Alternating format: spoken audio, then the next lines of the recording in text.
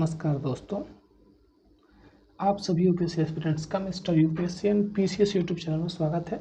और मैं हूं आपका डेली रिवीजन पार्टनर, जिससे हम आपके साथ मिलके यूपीएससी और पीसीएस के सभी सब्जेक्ट्स को टॉपिक वाइज रिवीजन करेंगे।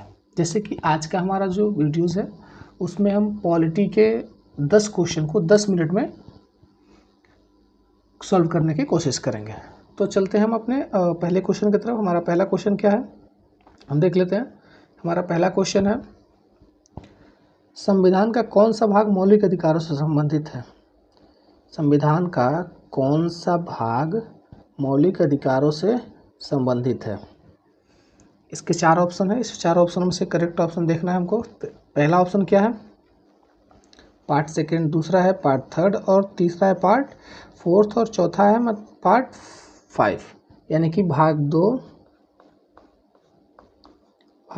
ये हो गया भाग 3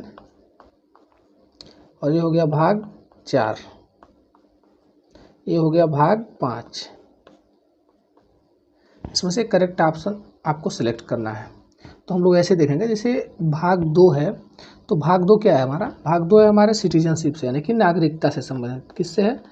नागरिकता से संबंधित। इसका आर्टिकल कहाँ से है? आर्टिकल 5 to 11, जो कि सिटीजनशिप से संबंधित है। और जो पार्ट 3 है, पार्ट 3 हमारा क्या है? पार्ट 3 है मौलिक अधिकार, यानी कि फंडामेंटल राइट्स। क्या है? मौलिक अधिकार। मौलिक अधिकार है जिसका आर्टिकल 12 to 35, यानी कि 12 से 35 तक इसका आर्टिकल हो जाएगा, यानी कि आर्टिकल 12 to 35 आर्टिकल। भाग 3 में हमारा क्या है? मौलिक अधिकार। भाग 4 में क्या है? भाग 4 के बारे में हम थोड़ा सा जान लेते हैं। भाग 4 में हमारा है राज्य के नीति निर्देशक तत्व, जैसे कि डीपीएसपी, जिसको हम कह सकते हैं शॉर्ट फॉर्म में DPSP, directive principle of state policy, जिसका आर्टिकल है 36, यानी कि 36 से 51 नंबर तक है राज्य के नीति निर्देशक तत्व। ठीक है, जो आर्टिकल ये क्या करेगा? 36 से 51 तक है। नेक्स्ट हमारा जो पार्ट है पार्ट 5। पार्ट 5 में हमारा क्या है? पार्ट 5 हमारा संघ से संबंधित है, जिसमें केंद्र सरकार जो हमारी है, केंद्र सरकार क्या, उसका जो काम क्या है, या तो राष्ट्रपति, उपराष्ट्रपति या संसद या सर्वोच्च न्यायालय के महत्वपूर्ण अंग, ये सबसे रिलेटेड इसमें दी गई हैं। किसमें? भाग 5 में।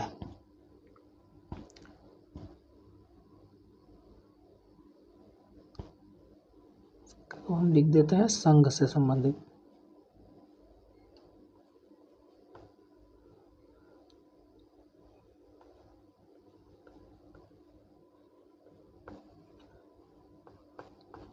संघ से संबंधित।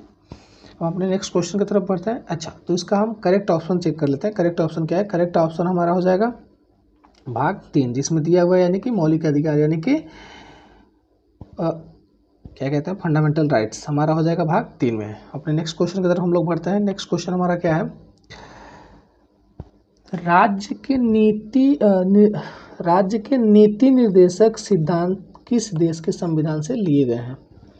यानी कि directive principle of state policy, यानी कि जो पहले क्वेश्चन का हमारा था part 4, directive principle of state policy, जिसका आर्टिकल 36 से लेकर के 51 तक है, उसी से रिलेटेड अगला क्वेश्चन हमारा है। अगला क्वेश्चन है, राज्य के नीति निर्देशक सिद्धांत किस देश के संविधान से लिया गया है? उसमें 4 ऑप्शन है, यूएसए, आयरलैंड, यूके, कनाडा। इसका करेक्ट ऑप्शन क्या होगा हमारा, उसके बारे में हम देख लेते हैं। इसका करेक्ट ऑप्शन होगा आयरलैंड। इसके बारे में थोड़ा सा हम जानकारी लेते हैं। जैसे कि अभी पिछले वाले क्वेश्चन में था, इसका संविधान के पार्ट 4, यानी कि भाग 4 में, और आर्टिकल 36 से 51 तक है। ठीक है, बाकी हम नेक्स्ट क्वेश्चन की तरफ बढ़ते हैं। हमारा नेक्स्ट क्वेश्चन क्या होगा? अगला क्वेश्चन है, कौन सा अनुच्छेद संवैधानिक उपचारों के अधिकार से संबंधित है? ये हमारा संवैधानिक उपचार क्या होता है? यानी कि जो हमारे कॉन्स्टिट्यूशन में दिया हुआ है कि हम अपने स्वतंत्रता के अधिकारों की गारंटी देता है, यानी कि जो हमारा फंडामेंटल राइट्स है उसके अधिकारों की गारंटी कौन सा देता है? हमारा उस आर्टिकल को बताना है यहाँ पे। उसका ही मतलब हो गया कि ये जो संवैधानिक उपचार है उसी से रिलेटेड है। तो हमारा आर्टिकल इसमें से कौन सा करेक्ट ऑप्शन होगा उसके बारे में देख लीजिए। जैसे पहला है आर्टिकल 19 या आर्टिकल 32 या आर्टिकल 14 या आर्टिकल 21, इसमें से करेक्ट ऑप्शन क्या होगा? तो करेक्ट ऑप्शन के बारे में हम देख लेते हैं। इसका करेक्ट ऑप्शन होगा आर्टिकल 32। आर्टिकल 32 क्या कहता है? आर्टिकल 32 क्या कहता है? हमारा जो संवैधानिक उपचारों का अधिकार, यानी कि जो संवैधानिक अधिकारों का उपचार है, ये हमें देता है आर्टिकल 32 के थ्रू हमारा जो कॉन्स्टिट्यूशन है हमें। यानी कि जो व्यक्तियों को अपने मौलिक अधिकारों के उल्लंघन होने पर, यानी कि हमारा फंडामेंटल राइट्स ऑफ वायलेशन होता है, तो हम सीधे कहाँ जा सकते हैं? हम सीधे सर्वोच्च न्यायालय में जाने के इसकी सर्वोच्च न्यायालय जाने और प्रभावी उपचार प्राप्त करने की अनुमति देता है इससे। जैसे कि हृदय और आत्मा भी कहा जा सकता है किसका? इंडियन कॉन्स्टिट्यूशन का।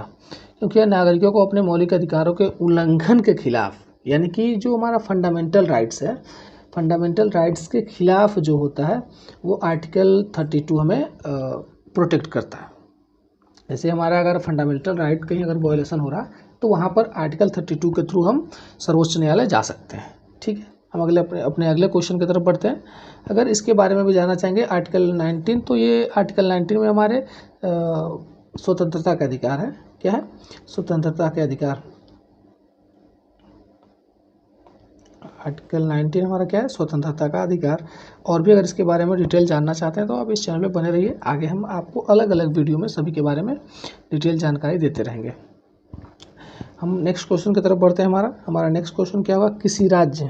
किसी राज्य के राज्यपाल की नियुक्ति कौन करता है? It's very simple question. ये बहुत ही आसान क्वेश्चन है, कोई भी जवाब दे सकता है। ठीक है, आप लोग फटाफट जवाब दीजिए, इसका क्या आंसर होगा। किसी भी राज्य के राज्यपाल की नियुक्ति कौन करता है? किसकी नियुक्ति? राज्यपाल की। और कौन करता है? पहला ऑप्शन चीफ मिनिस्टर, तो नहीं, चीफ मिनिस्टर थोड़ी ना किसी राज्य के राज्यपाल की नियुक्ति करता है। प्राइम मिनिस्टर भी नहीं करते हैं। इसका करेक्ट ऑप्शन होगा प्रेसिडेंट, यानी कि राष्ट्रपति किसी भी राज्य के राज्यपाल की नियुक्ति करता है। वो भी मंत्रिमंडल के सलाह पर करता है, लेकिन प्रेसिडेंट ही करता है। ठीक है, हम नेक्स्ट क्वेश्चन की तरफ बढ़ते हैं। हमारा अगला क्वेश्चन क्या है?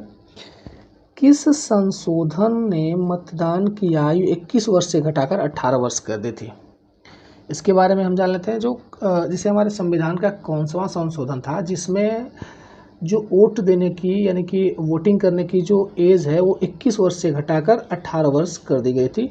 उस आर्टिकल के उस अमेंडमेंट के बारे में पूछ रहा है, यानी कि उस संविधान संशोधन के बारे में पूछ रहा है। तो उसका करेक्ट ऑप्शन कौन सा होगा? ऑप्शन ए या ऑप्शन बी या ऑप्शन सी या ऑप्शन डी, यानी कि 42वां संविधान संशोधन या 44वां या 52वां या 61वां संविधान संशोधन।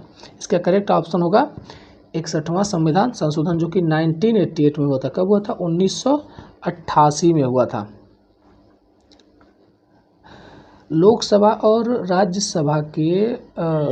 राज्यों के विधानसभाओं के चुनाव में मतदान की आयु 21 वर्ष से घटाकर 18 वर्ष करता है। यानी कि जो 21वां संविधान संशोधन हमारा है, जो कि 1988 में हुआ था, वो एक मतदाता की आयु जो पहले वोट देने के लिए जो एज था वो 21 वर्ष था, उसको घटा के 18 वर्ष कर दिया गया था, जो कि 61वां संविधान संशोधन में किया गया। जो हमारा आर्टिकल 61वां संविधान संशोधन था वो 1988 में हुआ था। ठीक है, हम अपने नेक्स्ट क्वेश्चन की तरफ बढ़ते हैं। हमारा अगला क्वेश्चन क्या है? अगला क्वेश्चन हमारा है, संसद की संयुक्त बैठक की अध्यक्षता कौन करता है? ये भी सिंपल क्वेश्चन है। अभी हाल ही में हमारा 21 तारीख को लास्ट था हमारा मानसून सत्र, तो उसका जो अध्यक्षता है वो कौन करता है, उसके बारे में ये पूछ रहा है। तो पहला ऑप्शन क्या है? प्रेसिडेंट। तो ऑब्वियसली हमारे राष्ट्रपति नहीं करते हैं। संसद की बैठक की जो अध्यक्षता है, संयुक्त बैठक की अध्यक्षता हमारे प्रेसिडेंट नहीं करते हैं, राष्ट्रपति नहीं करते हैं, वाइस प्रेसिडेंट भी नहीं करते हैं। करते कौन है? Speaker of Lok Sabha. कौन करता है? Speaker of Lok Sabha. तो हमारा करेक्ट आंसर क्या हो जाएगा? करेक्ट आंसर हो जाएगा स्पीकर ऑफ लोकसभा। ठीक है, हम नेक्स्ट क्वेश्चन की तरफ बढ़ते हैं अपने। हमारा अगला क्वेश्चन क्या है? भारत में न्यायिक समीक्षा की अवधारणा कहाँ से ली गई है? 7वां क्वेश्चन हमारा है कि भारत में न्यायिक समीक्षा, जिसको हम कहते हैं जुडिशियल रिव्यू, की अवधारणा कहाँ से ली गई, यानी कि किस कंट्री के कॉन्स्टिट्यूशन से लिया गया है? तो इसका करेक्ट आंसर आप लोग बताएंगे। पहला ऑप्शन जैसे कि यूके है, यूएसए है, कनाडा है, आयरलैंड है, इसमें से करेक्ट ऑप्शन क्या होगा? अगर आपको पता हो तो आप फटाफट जवाब दे दीजिए, अदरवाइज हम तो जवाब दे ही रहे हैं। तो न्यायिक समीक्षा यानी कि जुडिशियल रिव्यू का कंसेप्ट जो है वो कि हमारे यूएसए के कॉन्स्टिट्यूशन से लिया गया है। ठीक है, हम अपने अगले क्वेश्चन की तरफ बढ़ते हैं। अगला क्वेश्चन हमारा क्या है? भारतीय संविधान की किस अनुसूची में दल बदल विरोधी कानून से संबंधित प्रावधान किया गया है? दल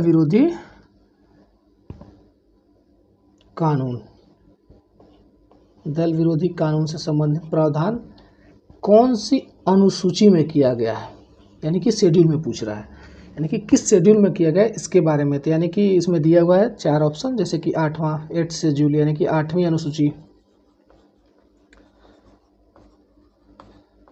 अनुसूची में, या फिर 9वीं अनुसूची में, फिर 10वीं या 11वीं में। उसका करेक्ट आंसर क्या होगा? इसका करेक्ट आंसर होगा 10th शेड्यूल यानी कि 10वीं अनुसूची में। इसका करेक्ट आंसर होगा 10वीं अनुसूची यानी कि 10th शेड्यूल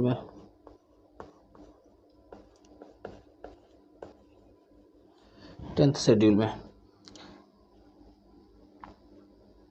इसको किसके थ्रू ऐड किया गया था? 10th शेड्यूल को संविधान के 52वें संविधान संशोधन के द्वारा जो कि हुआ था 1985 में, इसको ऐड किया गया था। कौन से? 10th शेड्यूल को 52वें संविधान संशोधन द्वारा 1985 में ऐड किया गया था। अगले क्वेश्चन की तरफ बढ़ते हैं। अगला क्वेश्चन हमारा क्या है? अगला क्वेश्चन है, भारत का राष्ट्रपति किस अनुच्छेद के तहत राष्ट्रीय आपातकाल की घोषणा कर सकता है? कौन? राष्ट्रपति। और किस आर्टिकल के तहत किसका राष्ट्रीय आपातकाल की घोषणा कर सकता है? यानी कि जो हमारे राष्ट्रपति को जो राष्ट्रीय आपातकाल की घोषणा करने की जो शक्ति है वो कौन सा अनुच्छेद उनको प्रोवाइड करता है, उसके बारे में बात की जा रही है। तो इसमें 4 ऑप्शन दिया हुआ है। 4 ऑप्शन में कौन कौन सा है? पहला आर्टिकल 352, दूसरा है आर्टिकल 356 और तीसरा है आर्टिकल 360 और आर्टिकल है 365। इसका करेक्ट आंसर क्या होगा? फटाफट जवाब दीजिए। इसका करेक्ट आंसर होगा आर्टिकल 352। क्या होगा? आर्टिकल 352। आर्टिकल 352 के थ्रू राष्ट्रीय आपातकाल की घोषणा से संबंधित है, जो कि कब लगाया जाता है? तो या तो कंट्री में वॉर का सिचुएशन हो, या किसी बाहरी आक्रमण, कैसे? बाहरी आक्रमण या सशस्त्र बल या सशस्त्र विद्रोह की स्थिति में, राष्ट्रपति द्वारा। कौन करता है इसका आपातकाल की घोषणा? कौन करता है? राष्ट्रपति करता है। कब करता है? वॉर के सिचुएशन में, या बाहरी आक्रमण के सिचुएशन पर, या सशस्त्र विद्रोह जब अपने देश में हो जाता है तब। नेक्स्ट क्वेश्चन की तरफ बढ़ते हैं। हमारा अगला क्वेश्चन क्या है?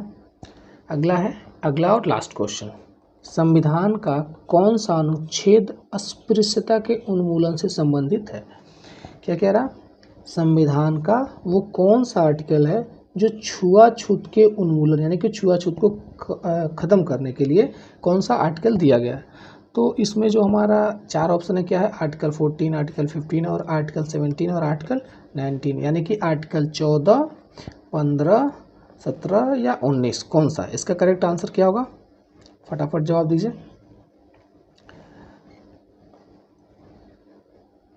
इसका करेक्ट आंसर होगा आर्टिकल 17।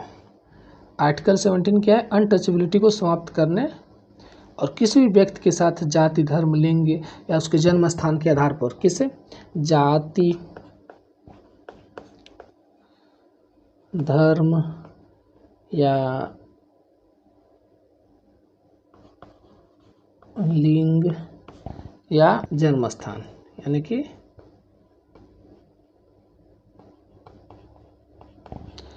जन्म स्थान के आधार पर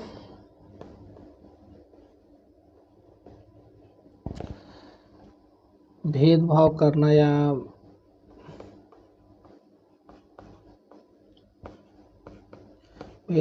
या छुआछूत से, या छुआछूत।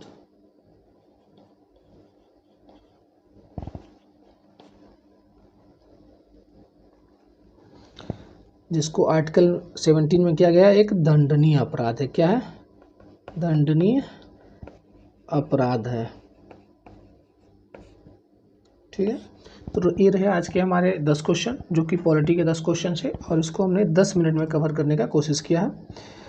थोड़ा सा एक्स्ट्रा समय लग गया होगा क्योंकि और भी ऑप्शंस को थोड़ा अच्छे से डिस्क्राइब करने में। सो हम लोग ये रहा आज का हमारा जो पहला वीडियो, जो कि पॉलिटी से रिलेटेड था, यानी कि पॉलिटी के 10 क्वेश्चन को हम 10 मिनट्स में अच्छे तरीके से कर लिए। अगर आप लोगों ने इसको ट्राई किया है तो आप अपना कमेंट बॉक्स में अपना स्कोर ज़रूर बताइएगा।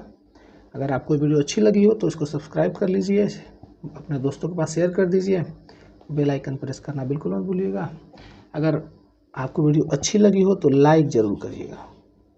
ठीक है, मिलते हैं अपने नेक्स्ट वीडियो में। जय।